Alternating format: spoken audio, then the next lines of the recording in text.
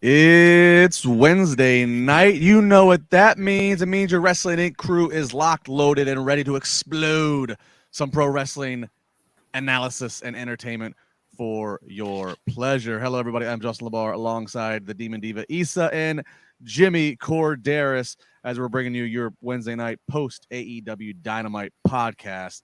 And it's going to be a fun one, a very energetic night, plus some news headlines. But before we do that, let's go into some small talk and pleasantries. Issa, I still see you're in tropical New York City with us tonight again. Yes. Soon I'll be back in paradise. But yes, I'm still enjoying this beautiful East Coast weather. And Jimmy Korderas, former WWE referee for over 20 years. How are you tonight, north of the border? Hey, we're doing okay. It was a little chilly today, but it's expected this time of year. And, just because you get used to it doesn't mean you like it. Fair enough. But I don't want to jinx myself. At least we're not shoveling the driveway just yet. Fair enough. Yeah, I had that conversation with my 7-year-old daughter the other day. She's wishing for snow, and I said, no, we don't need to wish for snow. And she couldn't understand why. I said, because you don't have to shovel it. You don't have to drive it. Yeah. Hey, Jimmy, I might need to have you overnight your blue SmackDown ref shirt for me. I'll be sitting ringside this Friday at SmackDown, so I might need it just so I can tag in if need be. Hey, but unfortunately, well, you know what? Bring it back. Yeah, I'll send the blue one. Send the blue one. Yeah. Send the blue one. Looking forward to seeing everybody this Friday if you're going to be in Pittsburgh for SmackDown at PPG Paints Arena. Hope to see you. If I do, we'll scissor or we'll cheers or we'll do something. Whatever your preference is. You practice that often, LaBar? You scissor with strangers all the time? No comment. All right, let's get into the news items. Kayfabe, brother. Definitely kayfabe. Let's get into the news items first. Ric Flair. There's a new documentary coming to Peacock in a few weeks. And here's what Flair has to say about it. He's revealed a little bit about the upcoming documentary on his To Be the Man podcast. He has revealed that it is going to be 2 hours long. He says that it's gonna ensure that it's enough time to cover the many years of his career without rushing through anything. He says it's long. Make plans to get a lot of liquor. He goes on to talk about how it's going to go into detail about some of the health scares he's had over the recent years. It's likely that it's probably going to have his last match that he featured in it, which he had over the summertime. We do know there was footage being filmed behind the scenes for that. He also goes on to say it's emotional. He says there's a lot about his late son, Reed Flair, in it, who, of course, died at the tragic age of 25. And according to Flair, he says the rest of his family is prominently featured, along with friends and wrestlers like The Undertaker and like Hulk Hogan. So this will be interesting, guys, because there's been several pieces done on Rick in recent years. There was a 30 for 30 documentary that ESPN did in 2017, and that was a pretty, interesting account, and obviously showed his highs. It did show some lows. That his ex-wife, his first wife, was interviewed, and she, of course, talked about the absence that he was in life, and so that was one. And then who can forget? Just over a year ago, about a year and 3 months ago, there was the Dark Side of the Ring, focusing on the plane ride from hell, and I feel like there was petitions to get everybody canceled after that thing aired. So, Jimmy, I'll go to you as somebody who's ref Ric Flair matches and lived through some Ric Flair and was debauchery. On that plane ride. And was on the plane. What are you expecting? How much more tell-all is there in a Ric Flair story? How much more can you tell? In Ric Flair's words, this one is more closer to the truth, and I don't know what that is. So I am very much looking forward to it because, having been honored to share a ring with someone that a lot of people call the greatest of all time, it is an absolute, how do you say, a dream come true for me, because, growing up here in Toronto, we used to get talent from Mid-Atlantic Wrestling when I started going down to Maple Leaf Gardens and attending live, because that was who they got most of their talent from, other than local talent up here. And Ric Flair was prominently featured. Him, Ricky Steamboat, Youngblood, Wahoo McDaniel. That was my core guys. And getting to work with him and getting to witness him at his best, and sometimes not so much his best, has been nothing but incredible. But at the end of the day, always treated me with respect. And I was blessed. Let's just put it that way. Issa, Rick does also state, and he acknowledges the Dark Side of the Ring Playing Right from Hell episode. He acknowledges the 30 for 30 ESPN doc from 2017. He does say that the upcoming Peacock documentary is a far more accurate depiction of him than what has come before. To you, does that mean this is going to be more of a Flair PR piece where it's going to focus a lot more on it's going to be a positive spin on things, or do you think Rick is just very honest about he's the nature boy and that comes with all the good and bad and ugly? I mean, based on the previews that we're getting, I don't see it as a necessarily PR. It's all positive here. They are showing certain things on the Peacock preview that I immediately wanted to see it. 30 seconds into that preview, I think I saw the first one the other night during Monday Night Raw, if I'm not mistaken. I don't know whether this is a PR stunt, but if you think about it, even the 30-30 documentary 2017, Ric Flair has gone through 4 lifetimes after that. There's a lot to cover. Even after the 30-30 documentary, there's just been so much about him that has gone on. I'm very particularly curious about that time where most of us thought that we were going to lose him. That was a scary time in his life. And I don't know that has ever really been explained what went on. How did he get out of it? And it seems like they're going to talk about that quite a bit. And we're going to see footage from that. But yeah, to Jimmy's point, I got the honor of being backstage at that last match. And Rick was just walking around saying hi to everybody, whether he knew them or not. He was just so kind and gentle to everybody. He was the star of the show, and he was stopping to just greet and talk to everybody that was back there. Young wrestlers, people like myself, everybody he stopped and talked to. It just seems like he treats everybody in that kind of way. And that was very impressive for me to see. I was very impressed at the way that he just talked to everybody like he was nobody. I'm like, you're the GOAT. You don't need to come to me. So it was an incredible experience. Yeah, I can relate to that one. My first time backstage with Rick was I think like 2013ish. It was at a iPay-per-view event that we were all working on in Rome, Georgia. And you're right, he went around to everybody, whether he had been riding the road with you for 30 years or whether he just met you that night. He made you feel important for the few seconds he engaged with you. And so yeah, I can relate to that. And yeah, I mean, you're right. He said, I mean, you could make an entire documentary on just 2017 to present. Yeah. Now it doesn't seem like that's going to be it. Again, we're going to talk about Reed. They're of course going to talk about his rise to being considered the GOAT in pro wrestling. But we'll be watching it again. Very entertaining for 2 hours, and I'm sure inevitably, because how could you not? There will be a lot of chatter coming out of it, one way or the other, with whatever we learn further about Rick's life and career up to this point. So that'll be on Peacock coming up in just a few weeks. I'm sure we'll be talking about it on the podcast here. Next up, I am too. I'm a huge documentary guy, not just in wrestling, just in anything. But yeah, so this, very exciting. This one's interesting. Booker T has got a new trainee at his Reality of Wrestling training school in Houston. It is one Zilla Fatu, who is son of the late WWE star Umaga. So Zilla Fatu, yes, of course, draw the tree, connect the branches, part of the bloodline. And it's getting to the point where, I mean, they might truly run the company in the truest of sense just by numbers if nature continues to take course. Yes, literally. It's not even a joke that we're making. This is literally what could happen. The thing of it is they're called the Bloodline because this runs through their veins. Like, it's incredible how good they all turn out. Watching the current Bloodline and seeing just the different personas that we get from them, I always get excited to hear there's a new one of them about to join the world of professional wrestling, because what can he bring to the table? Because you're not seeing the same, not even from Jay and Jimmy. They're two complete different characters. Solo is different, Roman is completely different. So, and you look at the entire Bloodline as a whole, like Jimmy was saying off the air, this is a big family. They all feel like they have brought something different to the table. So every time one of them gets announced to be joining, the world of professional wrestling, I'm nothing but hyped for it.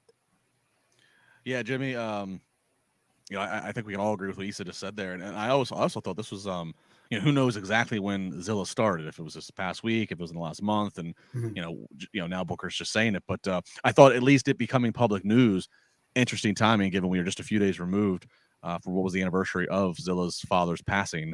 which was December 4th of 2009. Jimmy, you got to ref some Umaga matches. You were there for a time when he was there, both as Umaga and then in some previous gimmicks prior.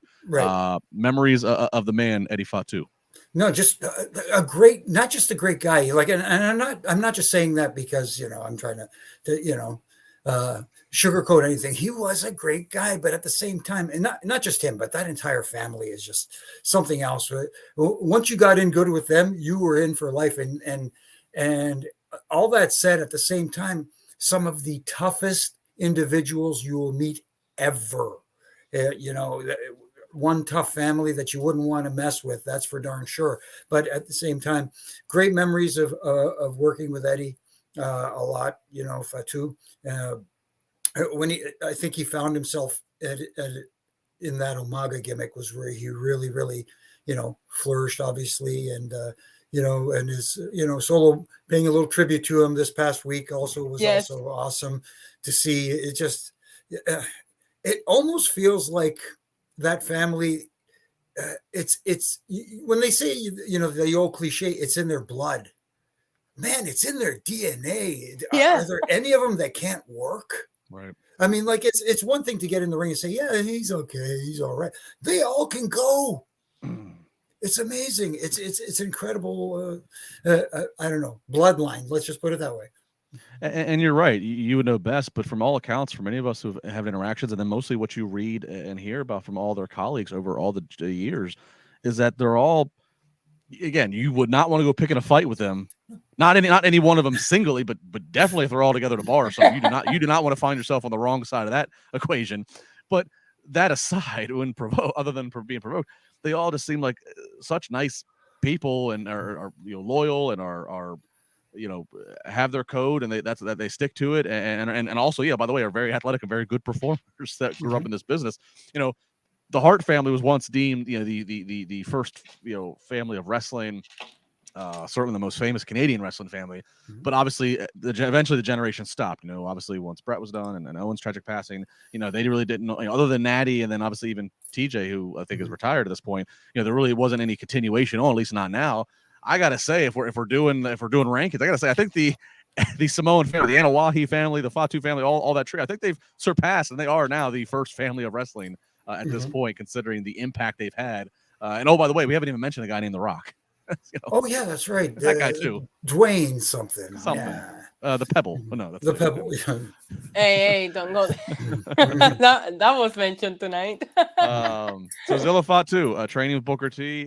Keep your eye on. I mean, look, that's the other thing. They grew up in the business. It's kind of like it catches on fast. Solo, if you look at Solo's biography, Solo Sikoa just started training just a few years ago. He was not like Solo's been a guy who's been running the road, running the towns for a decade, and he when he decided to transition, I think from football to pro wrestling, it didn't take long for him to get in the WWE system, and of course he's here he is now. So potentially Zilla Fatu coming to a WWE screen near you in due time. Another guy some people got buzzing about is he coming to a WWE screen? CM Punk. Yes, you heard that right. Now it could be just an act of trolling, but it is worth noting because it happened.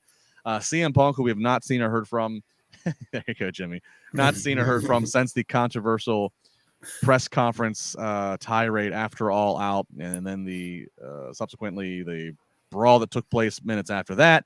A lot of questions about what his exact status is, a lot of rumors, but the belief is he's probably done with AEW. It's just a matter of contract being bought out or legalities being settled. But for all intents and purposes, he's done with AEW. That's the general belief. And he's been pretty quiet about pro wrestling in general, but he did go to his Instagram stories today, and one of the images he posted was an image of him from his days in WWE. He's standing on the second rope of a WWE ring. He's clapping, engaging with the fans in his WWE ring gear at the time. So I don't know, Jimmy, is this just a let's just have some fun, or is this meant to be some type of symbolism, some type of omen? No, I don't believe it's an omen. I think it's CM Punk just having fun being CM Punk and thinking, hey, if I put this out there, let's see what kind of reaction it gets. And maybe it is a little bit of a feeler from the company themselves to see if there is any interest from the other guys in buying out his contract and bringing him over, especially under a new regime, someone like a Triple H and being in charge. So it could be a little bit of both, but my gut tells me that it's just CM Punk having a little bit of fun. He's been quiet for a while, and everybody's still talking about it. So I think it's him just, throwing a little bit of, a little line out there, seeing if he reels it in, if anybody will follow. That's all. Now, Isa, I don't remember exactly what time this story posted on Instagram, but today, 1:00 p.m. Eastern time, Tony Khan had his live media call to talk about AEW, to talk about Ring of Honor's final battle. So part of me thought, if Punk got this out beforehand, was it a way to try to bait somebody and asking Tony about him? Tony's been notably quiet, saying, I appreciate you guys asking this question, but no comment. Your thoughts when you saw the CM Punk photo? I can't tell you what time it was. I was running around to get done in time to be part of the 1 p.m. call. But based on what we have learned after All Out, if you've been to these Tony Khan calls, it's like, don't waste your question on a CM Punk question because you're not going to get an answer. So I feel like the group of us that attend these calls and were able to get in there and ask him a question, no matter what CM Punk puts in his story, it's like, you don't get that many chances to ask Tony Khan a question.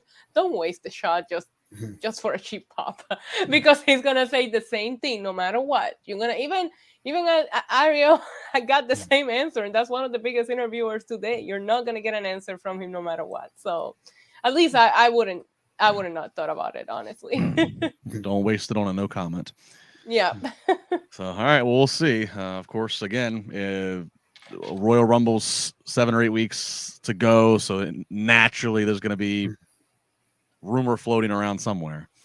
So we'll keep an eye on it.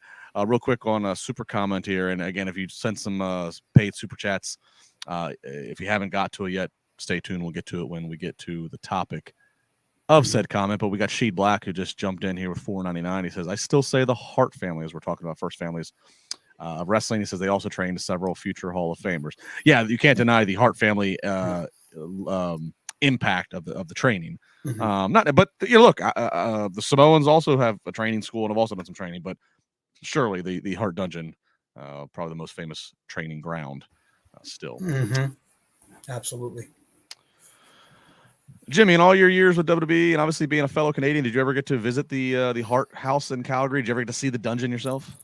You know what? I never got to see the dungeon in person. I've been to Calgary so many times, but I did get to witness Stu Hart perform some of his magic on some of the superstars of the WWE. I remember one in particular is when Tugboat, Big Fred, first time in Calgary, and Stu used to always come to all the shows there and just come say hi to the guys, and everybody would be gathered around Stu, and everybody was like, but what he used to like to do was he'd like to show the big guys little holds on their hands. You know what I mean? How to put someone down on their knees by, grabbing their thumb or something like that. And all the guys knew that. So they said, Fred, have you said hello to Stu yet? Knowing that, hey there, brother, you're a big guy. Have you ever seen anybody do this? And, and there he's, but such a sweetheart. He was awesome. The entire family was cool. Keith was a little bit of a hard ass, but other than that, hey, great family to be around and have some fun with.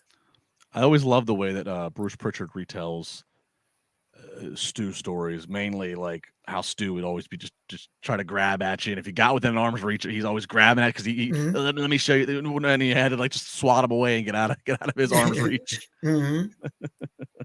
Absolutely, especially if you were a big guy, because he really wanted to show how you can put a big guy down on their knees. What's Bruce always say? The big bastard. Yeah, big. You're a big bastard. Yeah. Good stuff. All right, let's jump into AEW Dynamite, coming to you from Austin, Texas tonight. And we're kicking it off with the Dynamite Diamond Battle Royal. Many guys already around the ring, but we get a few entrances real quick. We get Ricky Starks, who's got some hometown flavor. We got Jungle Boy Jack Perry, big pop for him. and the Natural, Dustin Rhodes, Mm. who also calls Austin his home. So Mm. 3 big babyface pops. And then we are off and running here with the Battle Royal. Orange Cassidy, I believe, if not the first, he was real early on eliminated by Kip Sabian. So that really that was a buzzkill to the fans, who, of course, Orange Cassidy always a favorite there. Butcher, he takes out Rhodes not too long later. W. Morrissey's there outside, and he ends up helping eliminate a Jungle Boy, and then delivers a brutal chokeslam where Jungle Boy's neck lands right on the edge of the apron. I mean, commentary showed the replay and had legit concern in the tone of their voice. I can only assume Morrissey doesn't get put in this because maybe it's a bad look to have him eliminated and not win the thing. Because, I mean, again, I continue to say, as we look at this very large roster, W. Morrissey's a guy who's in phenomenal shape, and the fans certainly know who he is. Mm-hmm. I would be positioning him to be somebody. I don't know how you guys feel about that, but I was shocked to see him there, and just in general. And not the issue that I have, it's not even an issue with him not being in the match. It's that you didn't know whether he was in the match or not, because this whole thing was so weirdly put together that you didn't know, is he there? Is he? You didn't see him come out. It was. We'll get into it the more that we talk about it, but it was a very messy battle royal, and it's not the first time that happens. Until you get to the final 4, you have no idea what's going on, who's in the match, who's not in the match. So I gotta tell you, at some points I thought he was part of it. Well, I mean, that's fair, because we open up the show, and other than those 3 entrances that I mentioned, right, everybody else is standing outside the ring. So there is no there is no to differentiate who is and who isn't. And then plus, in addition to him, there's managers. Stokely's out there, and I think Prince Nana was out there. It makes it feel weird when you have seconds accompanying, or thirds and fourths accompanying a talent to the ring in a battle royal. Like you said, are they in the battle royal? Are they just there outside? You don't know. Yeah. So those are some notable points. We finally get down to the final 3, which is Matt Hardy, Ethan Page, and Ricky Starks. Now, of course, Hardy's still kind of beholden to Ethan Page and Stokely Hathaway and the firm. So Hardy reluctantly having to go along with whatever Page wants to do. So it is a 2-on-1 situation. Hardy is going to get eliminated by Starks, and then looks like Ethan Page is going to muscle Ricky out the ring. Ricky grabs on the ropes and flips Page forward. Nice little sequence and spot. Ricky Starks is your Battle Royal winner. Huge pop. He's going to quickly get interrupted. But before we get into the real meat of what happens next, just real quick, both of you good with Ricky Starks winning, or would you like this to go down some way different, Jimmy? No, I was fine with it. You look down and you go, who could have won this thing? I mean, you could have entered a guy. See, like you said, if you put Morrissey in there, without him going over, it doesn't work. Does the battle royal work? Or you could have thrown someone like a Wardlow in there, and if you put him in there and he doesn't go over, do you know what I mean? So, judging by who was in the battle royal, it did make sense for Ricky Starks to be the guy to come out on top. Issa? Yeah, I'm a big fan of Ricky Starks. I love seeing him win here. Would have been nice to have a second to process that he won. Yeah, and even commentary uses the words, the win didn't even have a chance to breathe, because Starks wins, the bell rings, and then rather than Starks' music playing for 10 seconds and then getting cut off, immediately MJF's music hits, and out comes MJF. Real quick before he gets to Starks, MJF addresses the camera and says, "Bryan Danielson, I hear you're not here tonight," which is what they had said, that Danielson was not there. And MJF proceeds to say that Bryan is terrified and he does not blame him.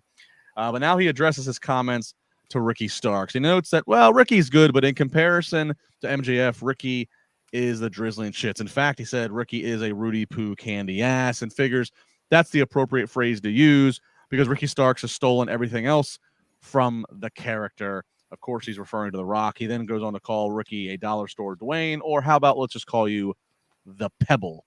He goes on to say, I'm going to beat you, and I'm going to send you back to Billy Corgan's NWA to wrestle on YouTube. So MJF where really, you belong. Where you belong. So it's taking some heavy shots on Ricky Starks, but Ricky gets the mic, and he had a few loaded in the chamber himself.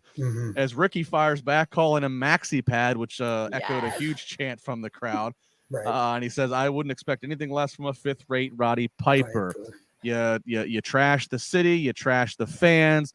You're nothing but cheap suits, cheap shirts, cheap heat. He says you sit there with your spray tan to cover up your eczema. Goes on. He says you don't know the responsibility of having people like you. You had people start to like you, and you bailed and you sat out for 3 months. And basically says next week I'm going to take all of the weight off of your shoulders. I'm going to show you what it's like, little boy. And to all that fire and ammo that Ricky Starks delivers, MJF finishes it off with just a quick low blow for Ricky Starks. Issa, this was guns a-blazing here. Oh, I loved everything about this interaction. I loved MJF felt different, which is what I want to see, but Ricky Starks was ready for him, and you put him in the spot, and this is where somebody shines. We talked about it a couple of weeks ago when they tried to have Wheeler Yuta go on the stick with MJF, and what a mistake that was. Not here. And I gotta tell you something. I personally don't know that Ricky Starks will win next week, right? Like, it feels like MJF is gonna continue here. You can't like not see him after what we saw from him today. He better continue to get a push because he's ready. He's ready for that main event scene. And the thing that I love the most about this is that you had two homegrown AEW talents opening the show, giving you probably, I felt the show peaked here. It took me a while to get back into it because this segment was so exciting. But you had two AEW homegrown just selling you the match next week, and it's a beautiful thing to see. You want to see the company grow and push their own stars, and this is the way to do it. But I was so proud of Ricky Starks. Jimmy, the crowd was on their feet making a lot of noise. This crowd was hot the whole night, to be fair, but they were on their feet firmly backing Ricky Starks here. I don't give Ricky Starks a chance in the blue hell to take the title off of MJF, but that said, this promo made me a lot more interested to see the interaction in the match next week. Oh, definitely. That's exactly how I felt, and exactly in my notes what I put down, that after this interaction, after this, especially Ricky Starks on the mic shining the way he did, I've said it on here how many times, and I don't know how many more times I'm going to say it. The idea is you talk people into the seats and in front of their television screens, and you talk to people into buying into the show, into the characters, into the story being told. That's exactly what they did with this promo segment back and forth. Not only was he able to hang with MJF, I think at times he kind of outshined the dollar store Dwayne outshined.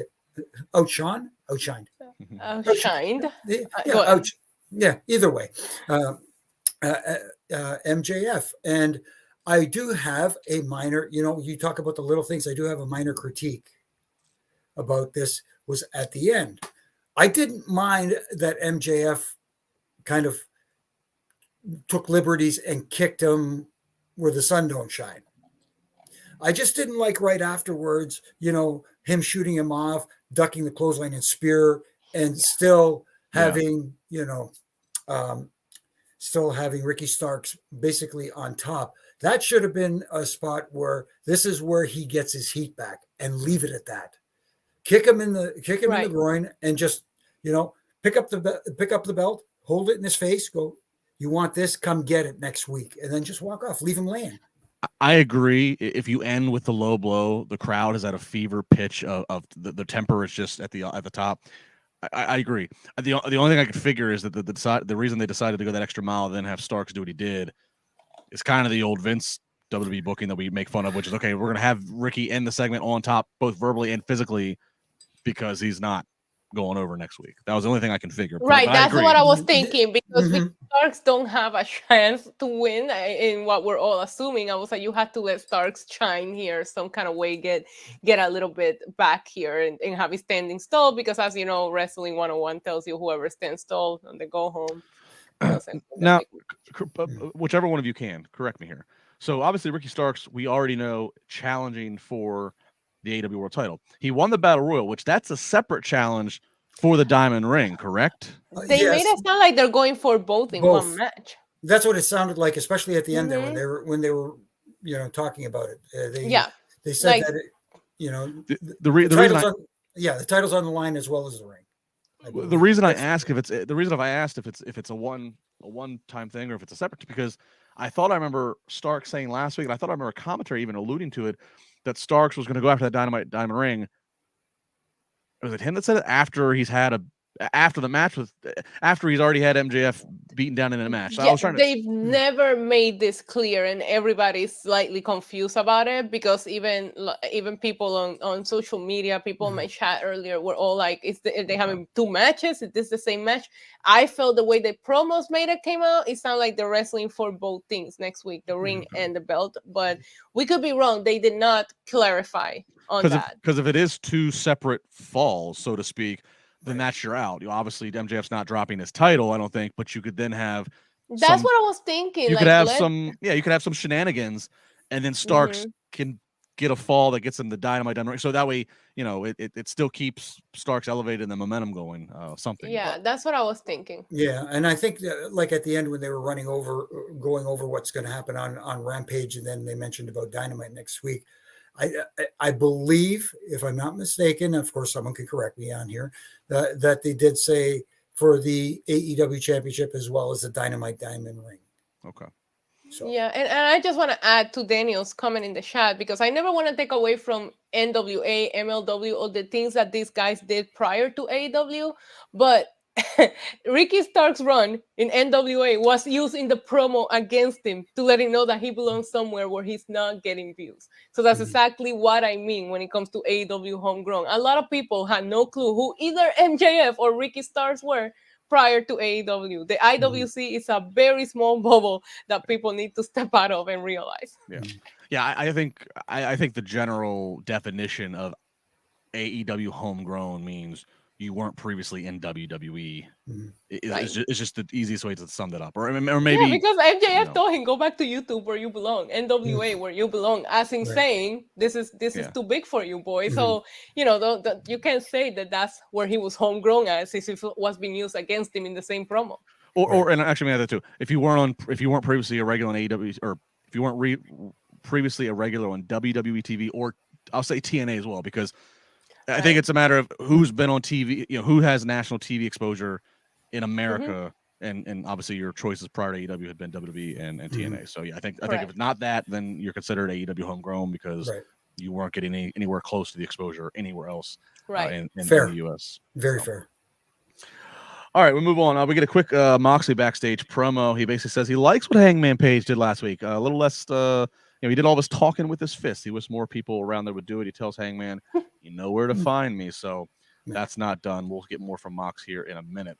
But our next match is Darby Allin up against TNT champion Samoa Joe. And good Lord, Darby we've seen Darby take a lot of bumps, but the bulk of this match, 80% of this match is Darby just taking bumps, and it's just Samoa Joe's heat, as we would say. Darby getting just whiplashed around into the steel barricades.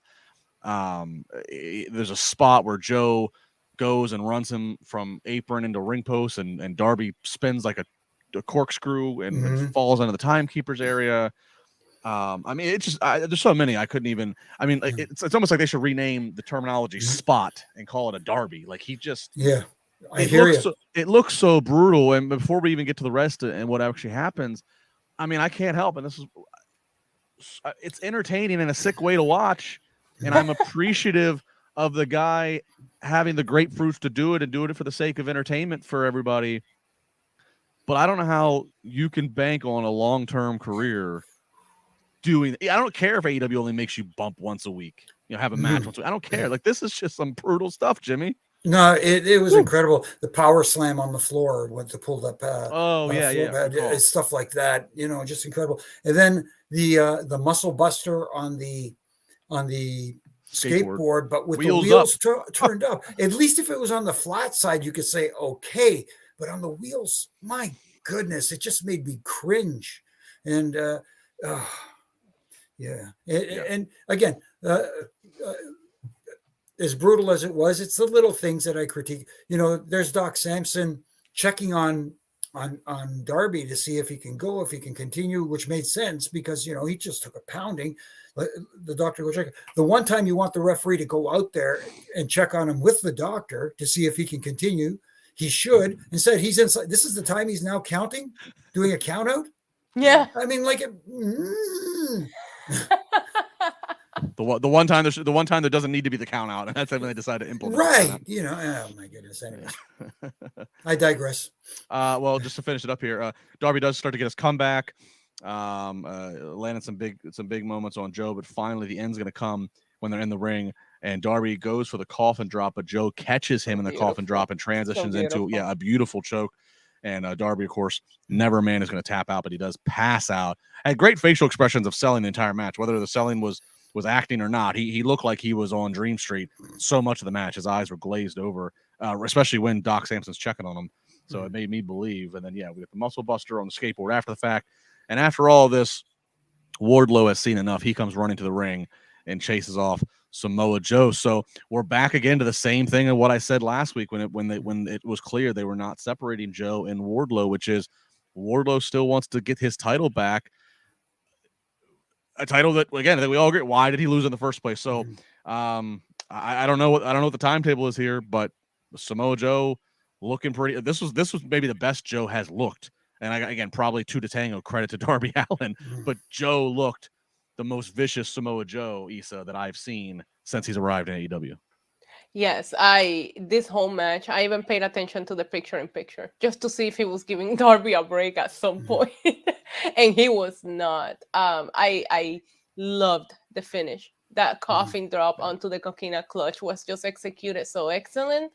If I got a nitpick, he no-sold that. He got right up, and that's why he got muscle busted onto the skateboard. I was like, you could have stayed passed out for a little bit longer before you made that comeback. Like, he got right back up, and it bothered me a little bit because I really loved the way that match finished. But overall, I was happy to see Wardlow out here. You want to know what I wasn't happy about, LaBar? No pop. Barely a reaction for Wardlow, and that's the position that they have booked him into, and I hope they're able to get it back. Yeah, I talked about it last week, the light in a bottle. But yeah, you're right. At least he was dressed a lot better today. This Wardlow is a lot better than Hallmark Wardlow, okay? Hallmark Wardlow. Yeah, I mean, Darby, he passes out, you're right. And then he gets back up really quickly and, like, tries to confront Joe, starts to push at Joe. Joe then headbutts him, and then we go to the Muscle Buster thing. And you're right. I mean, it really kind of does kill a little bit of the, dude, you just passed out. Like, the longer it takes for you to come back to and be on spaghetti legs, that just makes the passing out that much more worth it. You get that much more out of what you just did in the loss. So I don't, maybe, who knows? Maybe this was a case of Darby would have stayed down more. Maybe, I don't know if the ref or somebody was giving him time cues like, hey, we're running over. You got to get up. We got to get Wardlow. I don't know, but whatever it was, I will agree. That was, that's a fair critique. Yeah, absolutely. On that one. So, we still watch Samoa Joe holding 2 titles, and it's got Wardlow still wanting a piece of them. Up next, we get a tag match. This is all leading to and previewing Saturday's final battle, the ROH branded pay-per-view. We got Claudio and Wheeler Yuta up against Jake Hager and Daniel Garcia. Of course, on Saturday, Claudio Castagnoli challenging Jericho for the ROH world title, and if Jericho wins, Claudio must join the JAS. Jake Hager accompanied with his purple bucket hat and all. It's amazing. It's such a sports entertainment thing. One bucket hat gets you over. One bucket hat gets the fans making signs about it, and true sports entertainment fashion.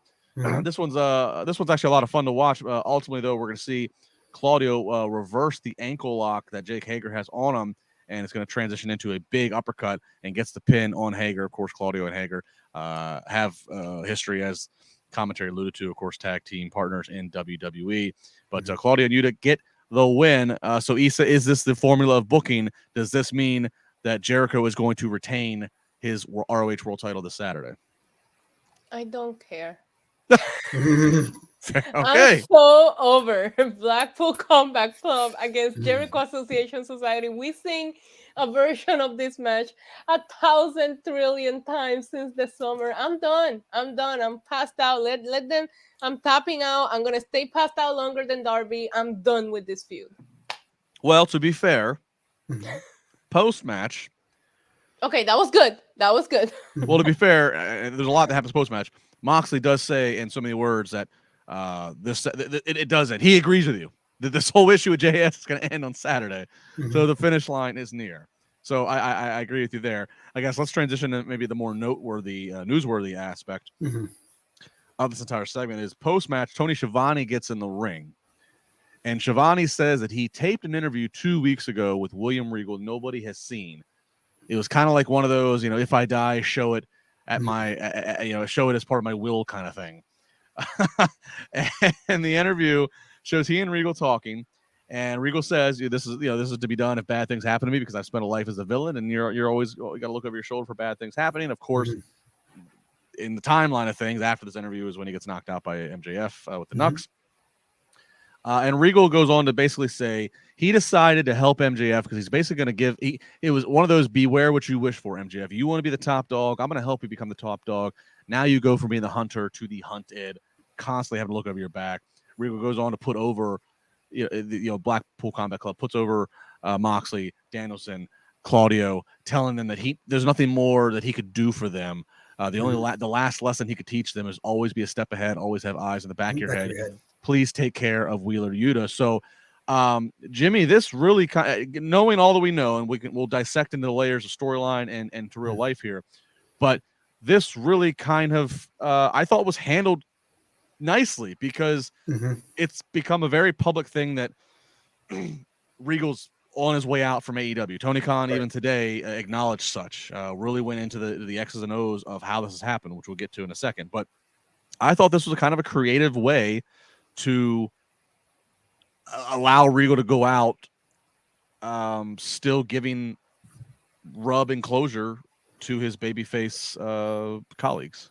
No, exactly. I couldn't put it any better myself. It was great. I was waiting for that explanation, especially, when they said they were going to it and Tony explaining that this was done 2 weeks ago and stuff like that. I'm saying, what kind of explanation can he give? And then he gave that explanation that it was a lesson for everyone involved. He was trying to teach basically on his way out. He knew his time was limited and somebody would turn on him, and he wanted to make sure that everybody learned something from him on the way out. And that's the way it came off. And, hats off to them for doing this, like you said, in a great creative way that, did justice to William Regal. At the same time, to the question you asked Issa earlier about, am I interested in this match on Saturday? Yes, to a certain degree, only because I think it would be more fun to see Claudio having to join the JAS. I think that would be more entertaining than also from a business standpoint, Jericho is still, and again, no disrespect to Claudio, who I think is awesome, but Jericho is still the biggest name, one of the biggest names they've got. That if he's the ROH champion, they're still trying to work a deal to put ROH on television. He's the guy that they're going to sell it with. All right, well, we'll get back to Regal in a second, but we're kind of naturally on the ROH thing, so let's talk about ROH. So part of me thinks, part of me is predicting that Claudio is going to win Saturday. Because Tony Khan made a point to respond to people like us and just general opinions where there's that belief that, man, you're spending too much ROH time on valuable AEW real estate.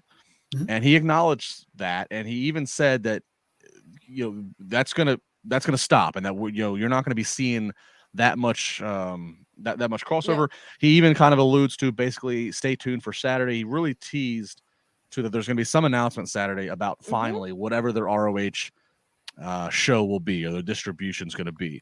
So that being said, I could see him going into that with a new Ring of Honor champion being in Claudio, who obviously has deep Ring of Honor roots. And I could see if he wasn't going to have an ROH show, I could see, okay, you're going to keep the ROH title on Jericho, so you have it, because Jericho's got to appear on Wednesday night no matter what. So you would need Jericho to appear on Wednesday night as your ROH champion if that's your only time to get ROH airtime. But if it looks like we're going to be moving away from that and finally separating the two, I don't think you need Jericho as champion.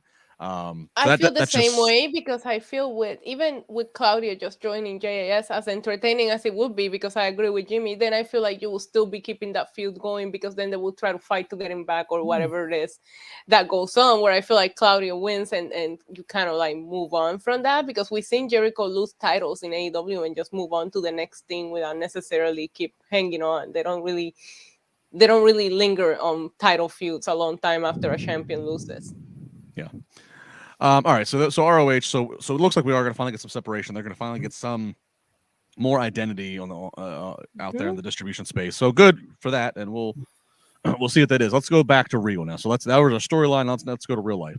So again, it's very well open. And Tony Khan, and look, props to him for being as transparent as he was today on his media call. I'll summarize. He basically talked about how not right after All Out in September, his mother dealing with some health issues, dealing with a stroke, so he's battling personal life with that. And at one point when he's at the hospital with his mom, he's on the phone with William Regal, and he goes outside to take and have this lengthy conversation that he talks about, where basically Regal says that he wants to be done with his contract, which is going to expire at the end of the calendar year, and he does want to go back to WWE, mainly because he wants to work with his son, who is in the developmental system in WWE. And Tony Khan basically references and says, he's in this position right at that moment of how important family is and what have you, and wasn't going to deny William Regal that logic and that opportunity. Right. Eventually goes on to say he's got to figure out how it's going to work out, but it looks like Regal's going to be done formally once the calendar year is done, can go back to WWE in any kind of a behind the scenes coaching capacity, but probably can't be on the air on TV as a character for the next year, because I guess there was at least another year option on his AEW deal that could have been exercised. So we'll see how it all shakes out. But I'll get both of your opinions here. So William Regal, of course, Stanford bound again here soon, or Orlando bound. The way I interpret it is, probably Regal comes to AEW last spring. Vince is still in charge of WWE, whatever. I'd imagine Regal figures, okay, my son's going to do whatever he does in the developmental. He either survives and thrives in WWE, or he doesn't. He gets released, and I get him over here to AEW and get him in this system. Triple H, who's a very good friend of Regal's, takes over WWE in July. Regal says, okay, my kid's not going anywhere. He's staying there. I got to get back to there. Jimmy, that's how I interpret this here. That's exactly what it sounds like. And like you said, it's a different world now over there with Triple H in charge. And as you said, Triple H and William Regal have a great relationship. And I know that they probably still talk from even when William Regal was at AEW doing his thing. I'm sure they spoke a lot on the phone, if not every once in a while. I don't know if they probably don't live in the same town as but anyway, but it makes sense. And you got to tip your hat off, like you said, to Tony Khan for allowing this to take place. And, if he has to stay off TV as a character for a year, I get that. William Regal behind the scenes is a huge asset to any company. He could teach so much if people will just listen. And that's the thing. You hear stories about AEW where the young talent tends not to seek out that advice from some of the veterans that they have available to them. Whereas in WWE, you kind of listen to some of the veterans, and don't get me wrong, there are some good minds backstage there at AEW that people should take advantage of. And William Regal was one of them. And I hope during the time he was there that people picked his brain. Yeah, Issa, how did you, being on that call, what was your reaction to Tony Khan's explanation of and timeline of events? I love his explanation. I mean, he shared a lot, including personal life, that puts a lot into perspective, right? That he's trying to do all this while dealing with those issues. I'm glad his mother is doing much better, as he let us know. I appreciated the explanation. Maybe, as I watched Jimmy always say, kayfabe, brother. I think it killed what we saw on TV today. At least for me. I was like, I don't need this video package. And the fans that are reading all these updates are thinking, okay, so you do end the character on TV, which is great because not everybody follows the dirt sheets, right? I was just talking about how small the IWC is of a bubble. But for me, it was just like, okay, it's cool that they did that on TV, but we all know the truth. And that's just how I felt. But I love the explanation, and I just want everybody to have a good time. Indeed. This one's been waiting for a while, so let's jump into it. John Jordan, big super chat, says, what really is there to prevent Triple H from throwing Regal on TV right away? Sure, a lawsuit, but wouldn't WWE just laugh at it? Can't see it as a huge deal. What precedent to set? Tony tears may be worth a little annoyance. Well, no, John, what would happen is if Regal's if they decide to not exercise, it sounds like there was an option for another year. And when there's an option, the option is always it's for the employer to, it's for them to decide. So if they decide, okay, we're not going to exercise that option, we're going to let you out of the deal, they can surely then have an amendment or something there that says we're letting you out, but here are some conditions for you to accept your release. Right. And it would be you can't be an on-screen character in WWE for 1 year's time. Yeah. So it's pretty cut and dry, actually, if that's what it's. And it sounds like they probably got it all figured out. That's what they're gonna do. Otherwise, Tony wouldn't have been so chatty about this if he hadn't already figured it out. So agreed. Yeah. So we'll see. But again, good that everybody's on the same page. And obviously, his son, his wrestling name, I believe, is Charlie Dempsey. Good for him. So we'll keep an eye on what that all means. All right, we move forward. We get a House of Black pre-tape promo, and basically they say if you have a problem with what we've been doing next week, come one, come all. So kind of sounds like a little bit of an open challenge next year at Winter is Coming that the House of Black is going to issue in person. Issa, does anybody jump out at you? Any one or any one of group of people jump out at you that needs to step up to the House of Black? No. No.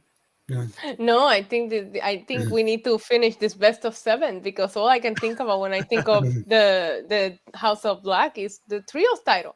And they're so tied up in this series right now, which don't get me wrong, I'm enjoying the matches. I think they're having fun and all that, but I can't. There's so many factions, but at the same time, I can't think of anybody that I will like be invested in a feud right now. Can you? What about you, Jimmy? You, Justin? Who do you? Who is there, like you said, other than those in the trios tournament? And do you go with maybe Ethan Page and or Uno in the group? The Dark Order. The Dark Order. I don't. You're right, because that's why I kind of asked the question, because there's a lot of other trios and groups that are heels, but you need a face to step up to them, and the faces are engaged in the best of 7, as he said. So I don't know. Right. I mean, you can always do like one-on-one kind of versions of matches, because we did see Brody King have some great matches, and I think Malachi Black will be great featured on one-on-ones, but I don't think that's what they meant in this promo. It sounded like a group thing, so I'm not sure. We'll see where they go, but at least they've been featured, and we'll see what happens next week. But it did sound like an open challenge. Yeah, it did. House of Black Open Challenge. All right.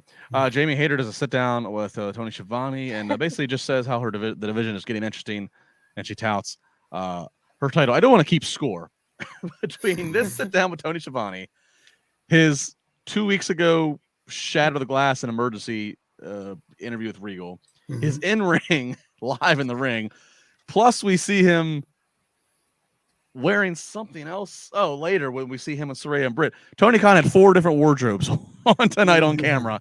It just depends on what week it all aired.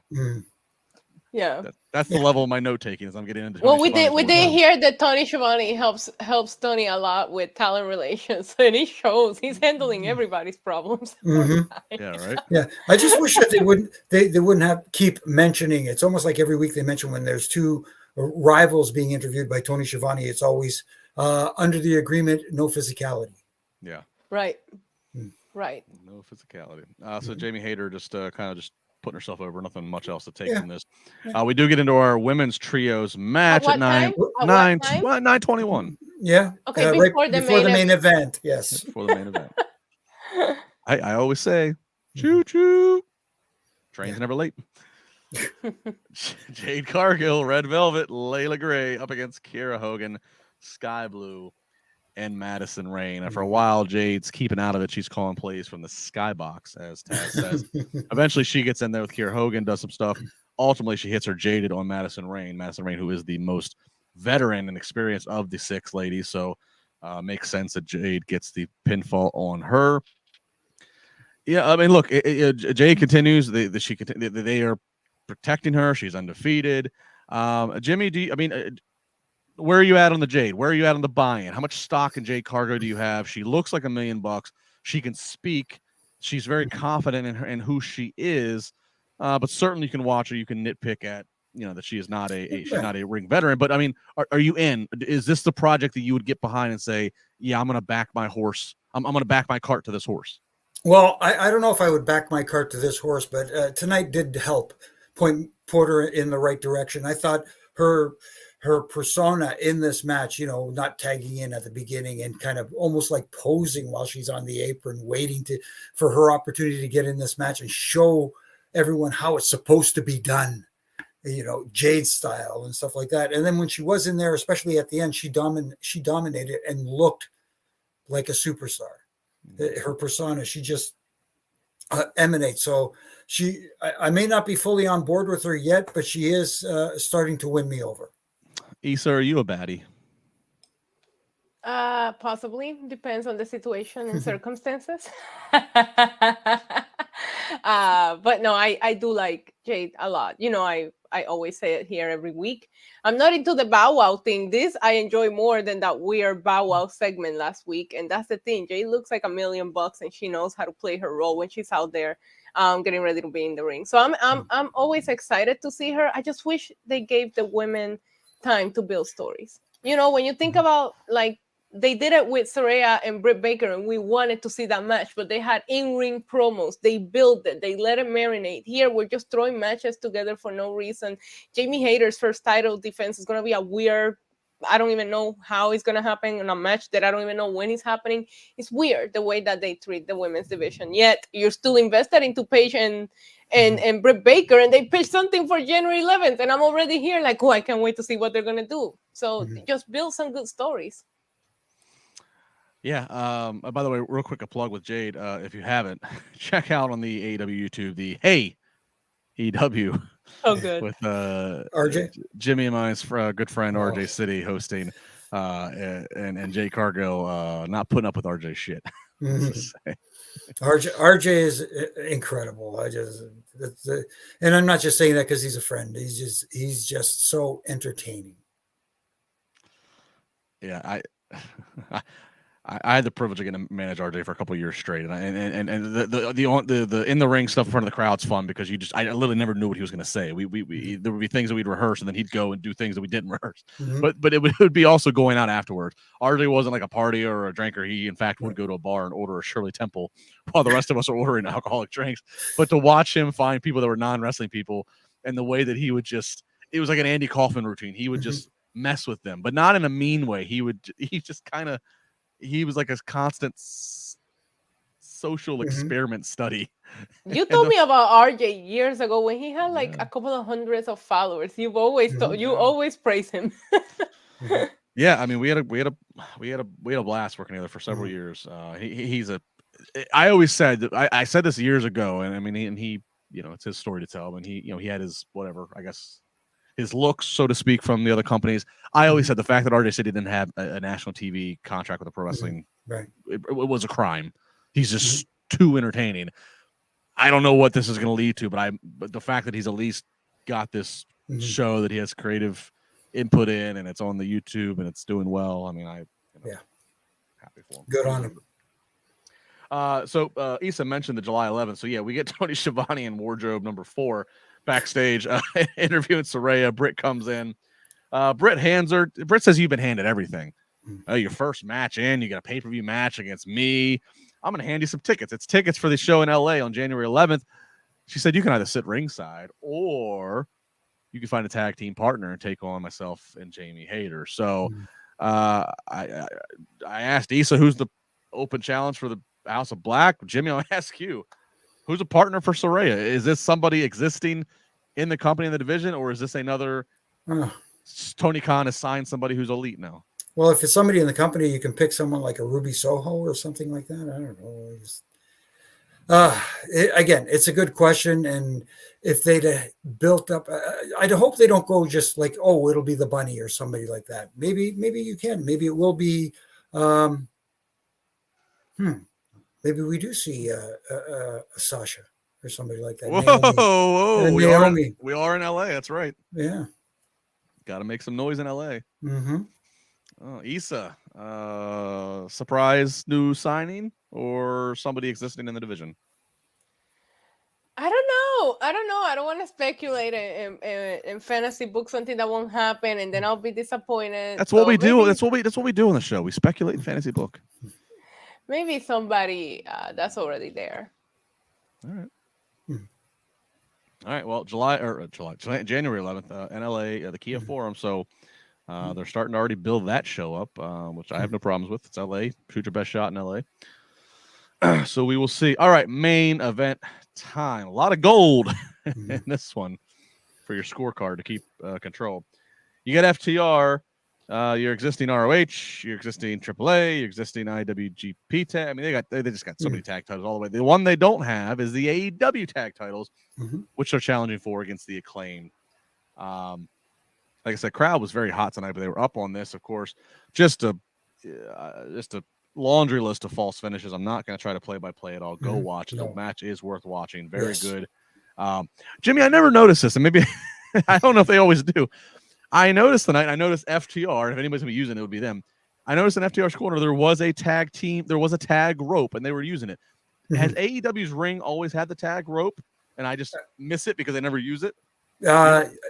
I've seen it at times, but I can't say that it's been used in tag matches frequently. Let's put it that way. Those guys are just phenomenal, especially when it comes to tag team and trying to follow the rules. The match itself was awesome. Yeah. You know, hey, FTR came out, they got a good pop, but Acclaim came out and got a super pop. And they are so super over. It's incredible. They had a hell of a match. They had me interested. It had everything from, you know, all four in the ring at the same time, you know, proper tags, dips and valleys, the highs and lows. You know, it had a nice flow to it. And again, like you said, that combination of a series of false finishes and stuff like that was really good, and just a very enjoyable match. Let's put it that way. Yeah, and the finish finally comes though. Max Caster's going to counter a roll through is the best way I can really describe it. He's going to get the pin. So you know, it's not a definitive, you know, knock somebody out or anything. It was just kind of a, you know, again, a counter, being outsmarting somebody. So the Acclaim wins. And here's a sentence I'm going to say: all men embrace and scissor. Yeah. Issa, did this live up to the main event hype? And then, of course, the icing on the cake: all men embrace and scissor. Yes, I love this match. I love the Acclaim. I love FTR, and you can't help but to be invested. And that's the one thing you have to ask from a main event. We love both of these teams, and at some point you're like, can they both win? You know, because they're that good. But I love seeing the Acclaim being able to keep up in the ring with FTR, who is known as one of the best tag teams, if not the best tag team in the world. Actually, number 2 according to the PWI, to the Usos. But we don't need to get into that right now. Anyway, I thought it was a great match. I love everybody embracing in the scissoring. Yeah. You know, look, Acclaim comes to the ring saying FTR stands for find the remote, but at the end of the night, all kinds of respect being given. Robert Martinez has been waiting patiently for this one. He says, I like FTR, but I feel they took the spotlight away from the Acclaim during the match and afterwards. I don't know if they took the spotlight away from the Acclaim. I don't know if I agree with that, Robert. Yes, the idea after the match was to promote what the match that's coming up in the pay-per-view with the double dog collar match coming up at the pay-per-view. But at the same time, the Acclaim got themselves over. Not only got themselves over, they are over. They have been over. They're going to stay over. It doesn't matter. You have to think of AEW as a business, and you look around that crowd, and all you see is ping pong, scissoring hands, and the Acclaim merchandise. What they're doing for AEW is they're getting a pop, they're waking the crowd up, but they're making them money. That merchandise is selling like crazy. I tried to buy the scissors at Full Gear. They were gone before the show had even started. Wow. So it's crazy how over they are. Wait. Yeah. But Jimmy's got to go back. Jimmy's got to go the other way. Yeah. We can just all scissor together, you know. See, and this is when if you're not watching the video, you're just missing out. So, but I like what happens afterwards, because actually, fun fact, I'm the one who asked Tony Khan today about why is FTR not featured in the Ring of Honor pay-per-view. So I think he was trying to keep it a surprise, because he pretty much told me that they weren't going to be there. So I was actually shocked to see the ending here and see what was going to come, because it didn't make any sense for me. They were the MVP of the last 2 Ring of Honor pay-per-views. They can just wrestle. They can just make it a temporary, permanent thing where they wrestle the Briscoes every Ring of Honor pay-per-view, and I'm gonna watch it. Yeah, so Issa was sniffing out the story, and he was the finish after the embrace and scissoring. Colton and Austin Gunn. I got so many times I can get it in. Colton, that's what she said. Colton and Austin. Colton and Austin Gunn appear backstage.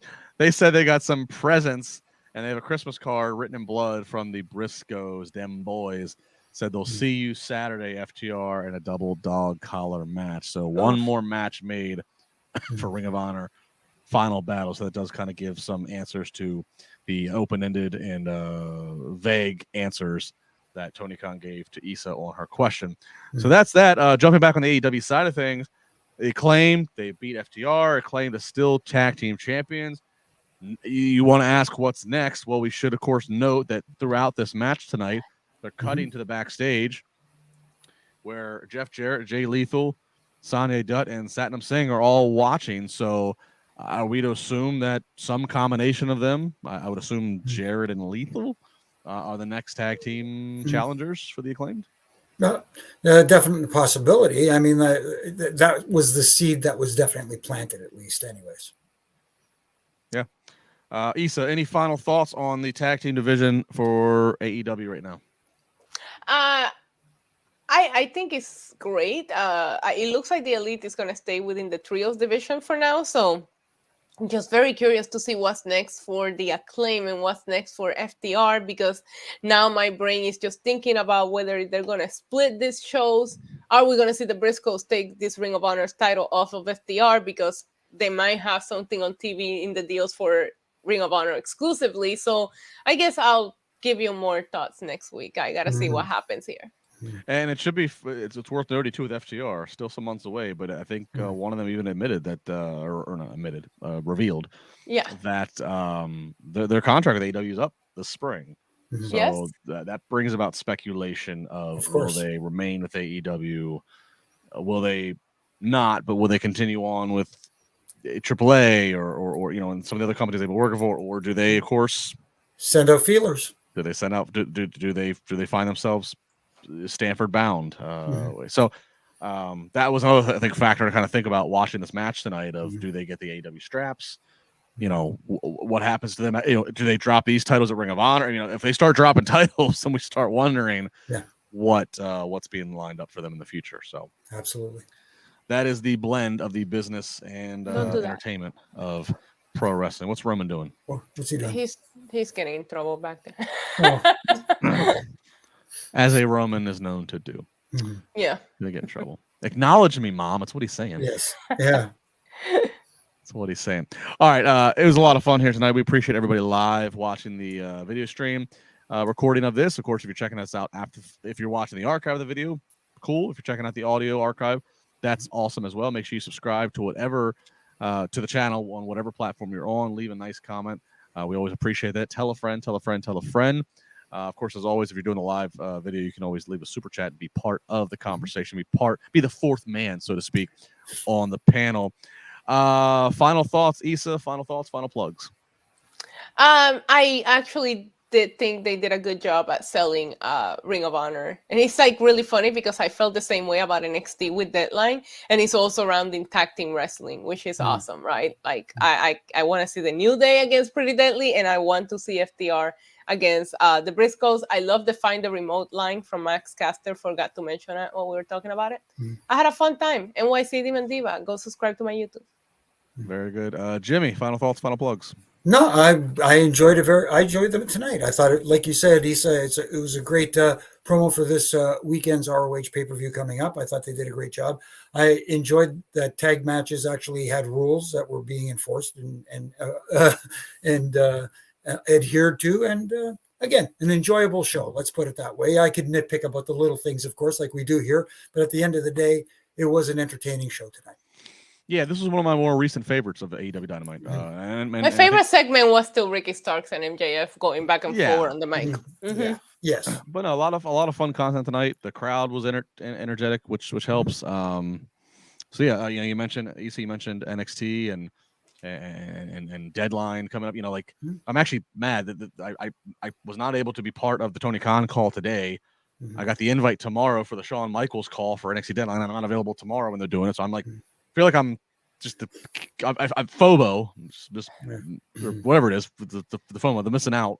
Yeah, it's FOMO. FOMO, missing out. But nonetheless, so all point being, check out Wrestling Inc.'s social media. Check out these guys' social media for nonstop reactions, reporting, and thoughts to all things going on in these media calls, on TV, all the deal. Again, like, subscribe, already did that game. At Just LaBar, follow me. Maybe Friday on Busted Open, check on schedule. But nonetheless, have fun embracing and scissoring with other men at SmackDown on Friday, Justin LaBar. that's my Friday night. It's on the books. I'm going to be embracing others, likely men, and probably scissoring or taking shots. Shots or scissors, whatever you're cool in the game. Whatever you're cool with, shots and scissors. Thanks everybody. Be good. We're out of here. See you next week.